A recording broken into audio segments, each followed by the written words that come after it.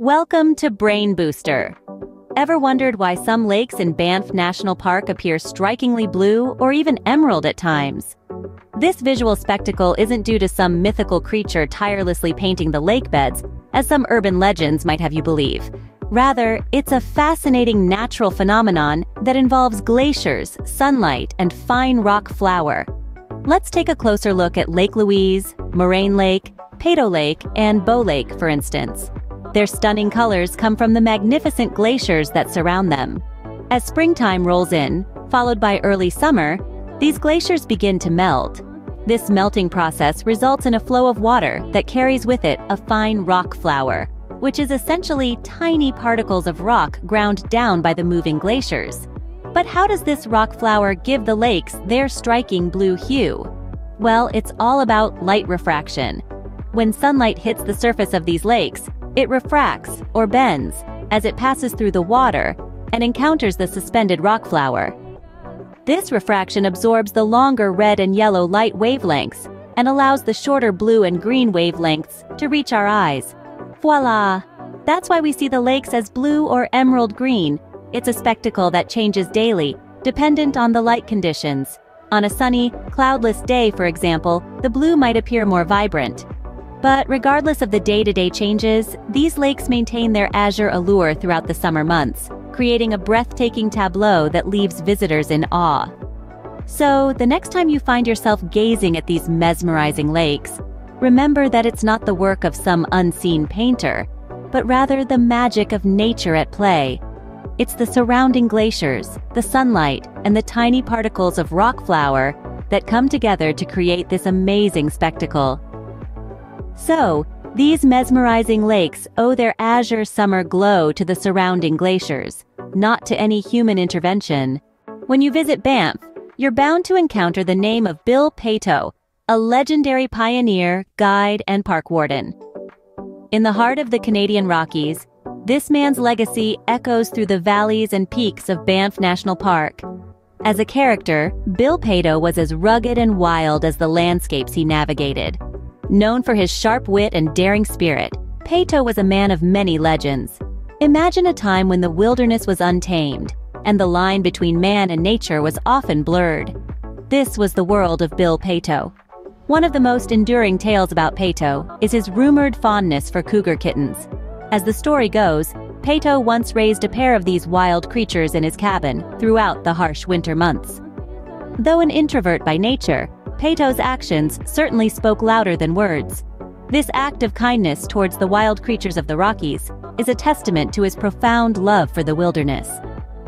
But his introversion didn't stop him from making a grand statement every now and then.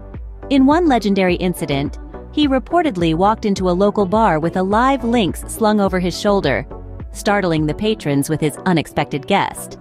This was Bill Peyto, a man who lived life on his own terms, fearlessly embracing the wild spirit of the Canadian Rockies. Today, Peyto's name graces the "Welcome to Banff" sign, and the infamous Wild Bill's Saloon pays homage to his legacy. Even though he was a notorious introvert, Banff National Park can't get enough of Wild Bill Peyto. His spirit continues to inspire those who visit these majestic landscapes, reminding us of the wild heart that beats within Banff. In a place as vibrant as Banff, it truly takes a character like Wild Bill Peyto to stand out and become a part of the town's folklore. Like the azure waters of Peyto Lake or the towering peaks of the Rockies, the legend of Bill Peyto is an integral part of the Banff narrative, a tale as captivating as the landscape itself. Banff National Park is a hiker's paradise, offering trails for every age and ability. Picture this: trails that stretch into the horizon, each one unique, each one a new adventure waiting to be discovered. There's an endless list of options here. You could be conquering a mountain summit one day and taking a leisurely walk to a glacial-fed lake the next. One trail that certainly deserves a place on your to-do list is the hike up to the Lake Agnes Tea House.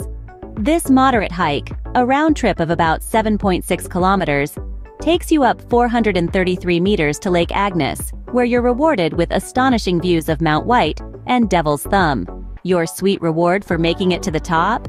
Tea and treats in a setting that's nothing short of spectacular. With a glacial-fed lake or a mountain summit at the end of every trail, hiking in Banff is an adventure you wouldn't want to miss. Among Banff's many natural wonders, Castle Mountain and the Triple Divide stand out for their unique features. Known for its remarkable shape, Castle Mountain is a sight that is hard to miss. Described by James Hector in 1858 as looking exactly like a giant castle, it stretches for almost 16 kilometers, making it a breathtaking sight that leaves an unforgettable impression. Now let's turn our attention to a fascinating natural phenomenon known as a Triple Divide. It sounds like a burger special, but it's actually a watershed junction that flows into 3 separate drainage basins. There are only a handful of triple divides in the world, and one is nestled on the boundary of Banff and Jasper National Park.